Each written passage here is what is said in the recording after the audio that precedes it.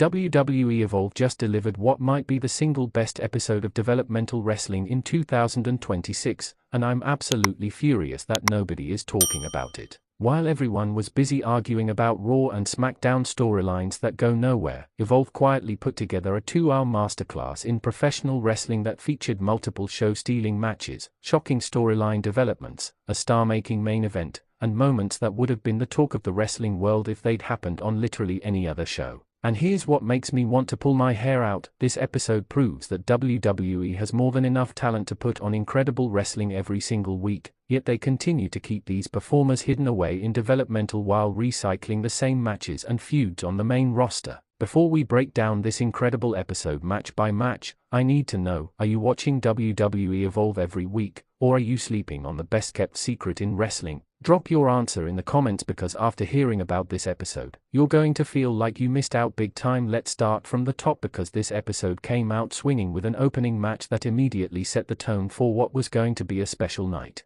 Damon Kemp vs Tavian Heights in a grudge match that had been building for 3 weeks, and these two absolutely beat the hell out of each other for 12 minutes straight. This wasn't your typical developmental let's work safe and not make mistakes match. This was two guys throwing caution to the wind and fighting like their careers depended on it. The story going into this match was simple but effective. Tavian Heights had cost Damon Kemp a shot at the Evolve Heritage Championship a few weeks back, and Kemp wanted revenge. What made this work so well was that both guys brought intensity from the opening bell. Stiff strikes, brutal slams, and a level of aggression that made you believe they genuinely didn't like each other. Quick trivia question: how many former Evolve wrestlers have gone on to become world champions on the main roster? First person to get it right gets pinned. The finish of this match was nasty. After 12 minutes of back and forth warfare, Kemp hit a DVD onto the ring apron, you know, the hardest part of the ring, and Tavian looked like he was dead. Kemp rolled him back in, hit his finisher, a running knee strike that looked absolutely devastating, and got the 3 count. Clean win, decisive finish, and Kemp looked like an absolute killer walking up the ramp.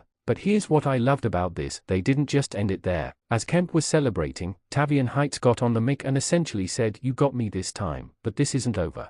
It was a simple post-match angle that sets up a rematch, gives Tavian a reason to keep coming after Kemp, and keeps the feud going without feeling repetitive. This is how you do Wrestling 101, and it's crazy that the main roster seems to have forgotten these basic storytelling principles. Match 2 was where things got really interesting. Lainey Reed vs Stevie Turner in a number 1 contenders match for the Evolve Women's Championship. Now, we all knew that Karmen Petrovic had won the title in the main event. Spoilers if you haven't watched yet, but come on, the match happened days ago, so this was about determining who would be the first to challenge the new champion. What made this match stand out was the contrast in styles. Lainey Reed is a technical wizard who wants to out-wrestle you and make you tap out. Stevie Turner is a powerhouse who wants to hit you really hard and pin you in the center of the ring. When you get that kind of style clash, you either get a train wreck or you get magic, and thankfully, this was the latter. Question for the fans: do you prefer technical wrestling matches or hard-hitting power matches? Let me know your preference in the comments.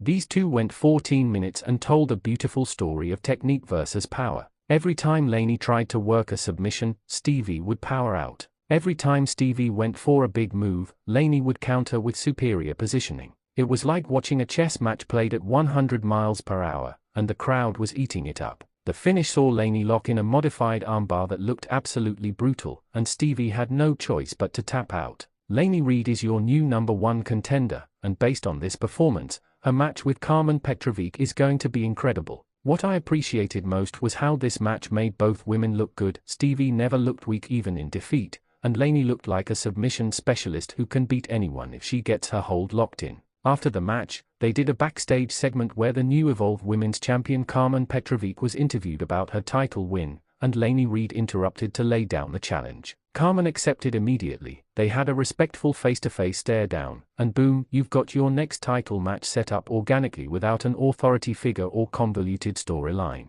Again, Wrestling 101 that somehow feels revolutionary because WWE's main roster has forgotten how to do this. Here's where the episode took an unexpected turn. A 6-man tag match that was originally scheduled as a throwaway bout ended up being one of the most fun matches of the entire night. The team of Riley Osborne, Cale Dixon, and Yuri Akonis took on the trio of Cutler James, Tyson DuPont, and Tyria Kiguer, and what followed was 13 minutes of chaos in the best possible way. This match had everything: dives to the outside, creative tag team sequences, near falls that had the crowd on their feet, and a level of energy that was absolutely infectious. You could tell all 6 guys were just having the time of their lives out there, and that energy translated through the screen. Wrestling is at its best when the performers are clearly enjoying themselves, and this match was proof of that. What's your favorite type of multi-man match? Tag team, triple threat, 4-way, or something else? Drop your answer below. The finish saw Riley Osborne hit a spectacular corkscrew plasher to the outside that took out half the opposing team, allowing his partners to hit a double team finish on Cutler James for the win.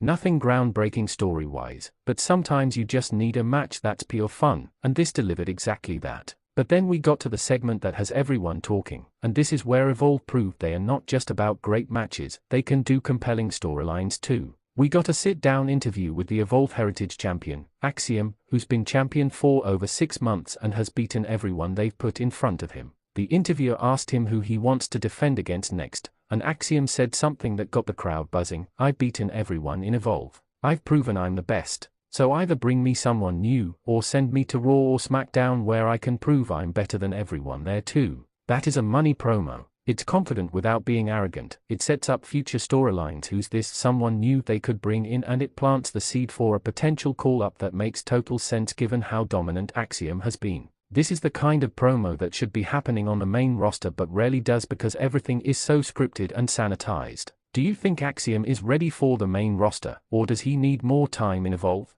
Give me your honest assessment. The semi-main event was Malik Blade vs Edris Eno for the Evolve Heritage Championship, and I have to be honest, going into this match, I was worried. Axiom has been such a dominant champion that I didn't think they'd take the title off him, but I also knew Malik Blade has been getting a huge push lately. So what were they going to do? What they did was brilliant. They had Malik and Axiom go 18 minutes in an absolute clinic of a match. These two have incredible chemistry together, and they showcased it beautifully. Technical wrestling, high-flying sequences, hard-hitting strikes, this match had it all. The crowd was completely invested, and every near fall had them thinking this might be it. But here's where the storytelling got smart. Just when it looked like Malik was about to win, he had Axiom in a pinning combination that the crowd was convinced was going to be 3. Axiom barely kicked out. And I mean barely. Like, the referee's hand was a millimeter from the mat. Barely. The crowd went insane thinking it was over, and when they realized it wasn't, the energy in the building somehow got even higher.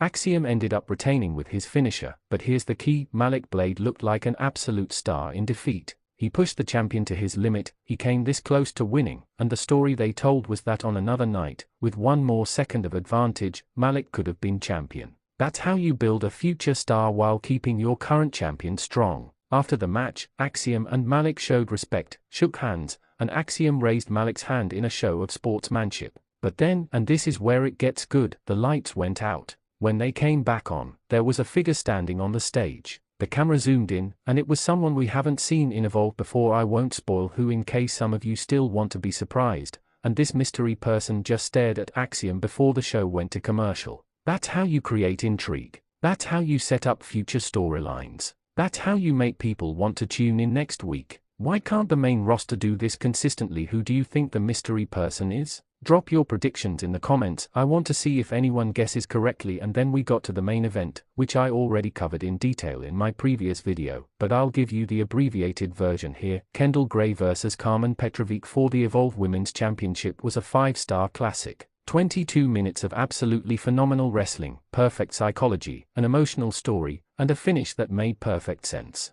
Karmen won the title, the crowd went crazy, and both women walked away looking like stars. If you want the full breakdown of that match, check out my other video because I go deep into every sequence, every near fall, and why this match was so special. But for the purposes of this full episode review, all you need to know is that this was the perfect main event to cap off an incredible show. Here's what I want to talk about for the rest of this video. Why is nobody watching this show seriously? I need someone to explain this to me. Evolve is putting out 2-hour episodes every single week that are consistently better than most Raw and SmackDown episodes. The matches are longer, the stories make sense, the talent is incredible, and there's none of the overproduced nonsense that sometimes bogs down the main roster. So why does this show get a fraction of the viewership? The answer is simple: WWE doesn't promote it. They put it on Peacock, they barely mention it on their other shows, and they treat it like the forgotten stepchild of the WWE developmental system. And that's a crime because shows like this, the 11th of February episode, prove that Evolve deserves to be taken seriously as one of the best wrestling shows happening anywhere in the world right now. Final question: if WWE promoted Evolve the same way they promote NXT, do you think it would become must-see viewing?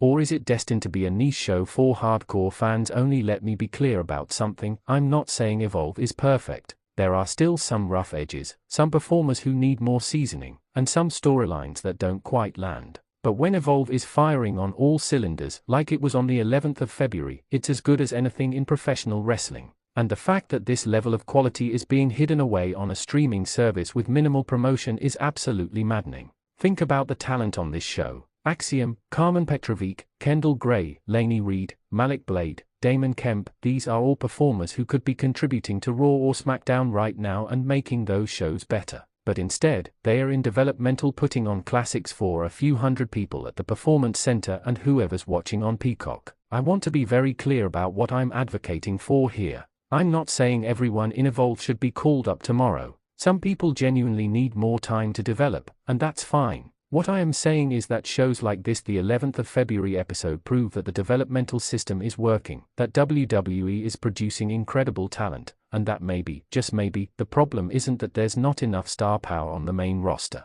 The problem is that WWE isn't pulling the trigger on the stars they are creating. Here's my challenge to everyone watching this video: go watch the 11th of February episode of Evolve. It's on Peacock, it's 2 hours long, and I promise you that if you're a wrestling fan who cares about quality matches and good storytelling, you will enjoy it. And then come back to this video and tell me I'm wrong. Tell me this show doesn't deserve more attention. Tell me these performers don't deserve bigger opportunities. Because I genuinely believe that if more people watched Evolve, if more people talked about it on social media, if more people demanded that WWE give these performers the spotlight they deserve, things would change. Wrestling fans have proven time and time again that we can make our voices heard when we're passionate about something. So let's be passionate about this. If this video got you interested in checking out Evolve, or if you're already a fan who wants to see the show get more recognition, I need you to do something for me. Like this video so the algorithm knows people care about Evolve content. Share it with your wrestling friends who might not know this show exists. And absolutely flood the comments with your thoughts on the 11th of February episode, your favorite matches, your predictions for where these storylines are going. This is Wrestling Zone 1, where we celebrate the wrestling that deserves more attention, not less. The 11th of February episode of Evolve was a masterpiece from top to bottom, and every single person who worked on that show deserves recognition for the incredible product they delivered. Subscribe for more coverage of the wrestling you should be watching, and let's start a movement to get Evolve the respect it deserves.